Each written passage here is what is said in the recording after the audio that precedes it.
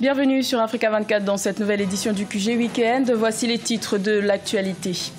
Libération de l'opposante rwandaise Diane Rwigara, la militante jugée pour incitation à l'insurrection et falsification de documents, a été acquittée le 6 décembre par un tribunal de Kigali. Elle compte désormais poursuivre ses activités politiques. Un marché unifié et régulé de l'électricité devrait bientôt être mis en place au sein de la communauté économique des États de l'Afrique de l'Ouest. Une solution qui se nourrirait des réseaux électriques nationaux afin de mettre fin aux problèmes énergétiques des pays de la zone. Et le Sénégal s'engage dans le développement des infrastructures culturelles sur l'ensemble du territoire national. Le président Macky Sall vient d'annoncer la construction prochaine d'un mémorial de la Porte du Retour. Les détails dans cette édition. Mais tout d'abord, la CENI s'engage à la bonne tenue des scrutins du 23 décembre en République démocratique du Congo. Corneille Nangaa, le président de la Commission électorale nationale indépendante, a tenu une conférence de presse ce vendredi 7 décembre à Kinshasa, lors de laquelle il s'est montré rassurant quant à l'organisation des élections. Il a également assuré que le pays connaîtra une transition apaisée en janvier 2019 et que les premières tendances des scrutins seront connues dès le 25 décembre au soir. Au Rwanda, le tribunal de Kigali a décidé le 6 décembre d'abandonner les charges qui pesaient contre l'opposante Diane Rwigara. La militante critique du président Paul Kagame avait été arrêtée mi-2017 pour incitation à l'insurrection et falsification de documents. Désormais libre, elle compte poursuivre ses activités politiques. Reportage de notre correspondant Fraternda Keisenga. Des cris, des prières et des chansons, voilà à quoi ressemblait l'ambiance à la haute cour de Kigali après l'annonce du verdict du procès de l'opposante Diane Rwigara et ses co-accusés dont sa mère Adeline Rwigara. En effet, les deux femmes qui risquaient 22 ans de prison ont été acquittées ce 6 décembre 2018. Les 3 juges ont estimé que les charges retenues par l'accusation sont sans fondement. Je suis très contente, très satisfaite de la décision de la Cour. Je ne savais pas quoi attendre, donc je suis surprise, agréablement surprise. Oh, je loue le Seigneur. Je loue le Seigneur. Je n'ai pas grand-chose à dire à part dire que je n'avais commis aucun crime, soit moi, soit ma fille. Diane Rwigara, sa sœur Anne et leur mère Adeline Rwigara avaient été arrêtées en août 2017 après les élections présidentielles. Diane avait présenté sa candidature aux élections, mais elle n'a pas été retenue par la Commission nationale électorale. Après une année de prison, l'opposante compte poursuivre ses activités politiques. La suite, je continue ce que j'avais commencé, je continue la politique. Ouais. À l'instar de son développement, le Rwanda est souvent critiqué pour la fermeture de son espace politique et des restrictions à la liberté d'expression. Des droits que l'opposante Diane Rwigara dit vouloir défendre au pays des 1000 collines. Également dans l'actualité, à Madagascar, la CENI a publié ce vendredi 7 décembre les conclusions du rapport d'audit sur les logiciels de traitement des résultats, des logiciels qui avaient été pointés du doigt par certains candidats lors du premier tour de l'élection présidentielle du 7 novembre. Grâce aux conclusions apportées par les experts internationaux assurant la fiabilité de ces logiciels, la Commission électorale nationale indépendante malgache espère désamorcer les tensions et jouer la transparence à l'approche du second tour de l'élection présidentielle qui se tiendra le 19 décembre et qui opposera André Rajoelina à Marc Ravalomanane. Les États de l'Afrique de l'Ouest proposent l'intégration des réseaux électriques nationaux au marché régional unifié et régulé de l'électricité pour assurer l'approvisionnement en énergie électrique de la sous-région. La proposition a été faite le 4 décembre par les ministres de l'énergie de la CEDEAO à l'ouverture de leur 13e réunion à Abidjan, en Côte d'Ivoire. Un sujet de Mathilda Diaby. Économique des États de l'Afrique de l'Ouest envisage de mettre en place un marché régional unifié et régulé de l'électricité. L'intégration des réseaux électriques nationaux devrait assurer un approvisionnement en énergie électrique régulier, fiable et à faible coût pour les populations de la région.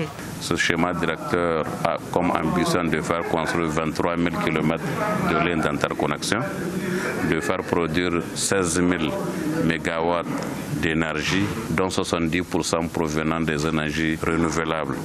Le tout pour un coût d'à peu près 37 milliards de dollars. Face à l'inégale répartition des ressources énergétiques de la sous-région, cette initiative représente un tournant décisif dans la stratégie d'intégration ouest-africaine. En effet, un marché unifié de l'électricité contribuera considérablement au développement socio-économique harmonieux dans la région CEDEAO. L'électricité est une source à la fois de développement économique, mais également d'amélioration de qualité de vie et donc un impact social très très important.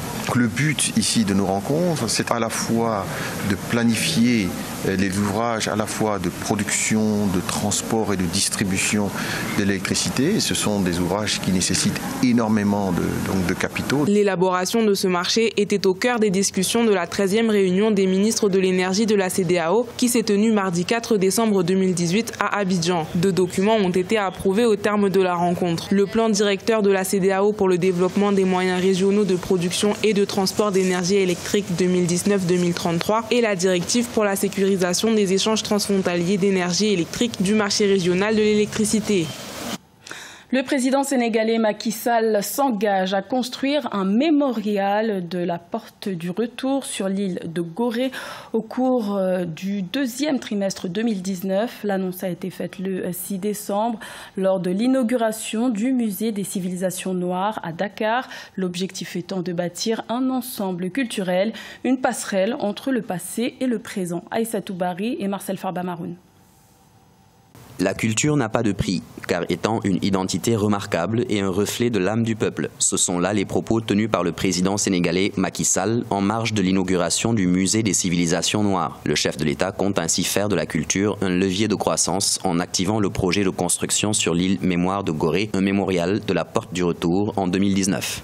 J'entends construire un mémorial de la Porte du Retour à Gorée à partir du 2e semestre de l'année 2019, ainsi que le Palais des Arts avec la rénovation de l'ancien palais de justice de Dakar. Nous allons engager de grands chantiers culturels au Sénégal. De l'avis des observateurs, la politique culturelle du pays s'est nettement améliorée. Elle se traduit par l'augmentation du fonds de soutien à la créativité et aux industries créatives de 2,8 milliards de francs CFA à 5,5 milliards de francs CFA. Le fonds de promotion de l'industrie cinématographique et de l'audiovisuel est passé à 2 milliards de francs CFA en 2018 et celui de la Biennale de l'art africain contemporain a évolué de 500 millions à 1 milliard de francs CFA.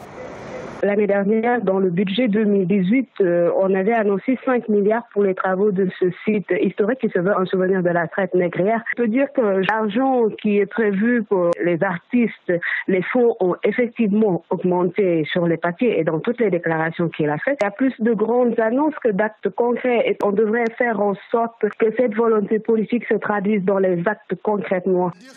Le président Macky Sall a annoncé avoir mis en place le fonds de promotion des cultures urbaines qui sera doté de 600 millions de francs CFA à partir du budget 2019 afin d'accompagner les projets culturels de la jeunesse. L'Angola veut renouer avec son passé agricole en lançant un projet de relance. Le Fonds international de développement agricole s'est engagé à soutenir le gouvernement angolais avec un financement de 7,6 millions de dollars. Il sera exécuté dans 8 municipalités dans le cadre du programme de lutte contre la faim et la pauvreté. Mathilda Diaby. L'Angola va bénéficier d'un appui de 7,6 millions de dollars afin de financer la mise en œuvre du projet de relance agricole. Ce montant est accordé par le Fonds international de développement agricole pour lutter contre la pauvreté et la faim sur l'ensemble du territoire. Le programme devrait profiter à près de 8000 familles agricoles réparties dans 8 municipalités des provinces de Benguela, Kounen et Huila. L'Angola, avec le fait qu'ils n'ont pas exporté autant qu'ils auraient voulu, ils ont une balance commerciale déséquilibrée. La première des indépendances, c'est l'indépendance dehors du ventre. Il est important qu'on produise sa propre nourriture. Et je crois que l'Angola a compris très bien que les dollars, même si vous en avez beaucoup à un moment donné, vous devez en avoir l'intelligence du futur. Pour la campagne 2018-2019, les autorités angolaises souhaitent atteindre une production agricole de 21 millions de tonnes afin de limiter les importations. Pour cela, près de 5 millions d'hectares de terres arables ont été préparés à la culture de céréales, de tubercules et de fruits. J'espère que l'Angola va faire comme le Sénégal, assurer une autosuffisance alimentaire dans les 5-10 ans qui viennent et permettre de créer des emplois locaux et être en mesure de pouvoir créer une véritable industrie agricole, je voulais dire. Pour rappel, un projet de développement de l'agriculture familiale d'un coût de 60,6 millions de dollars sera lancé en 2019. Financé à hauteur de 28,8 millions de dollars par le Fonds international de développement agricole, il devrait bénéficier à 86 660 ménages ruraux. Ce journal a été réalisé par l'ensemble de la rédaction. Merci de votre fidélité. L'information continue sur Africa 24.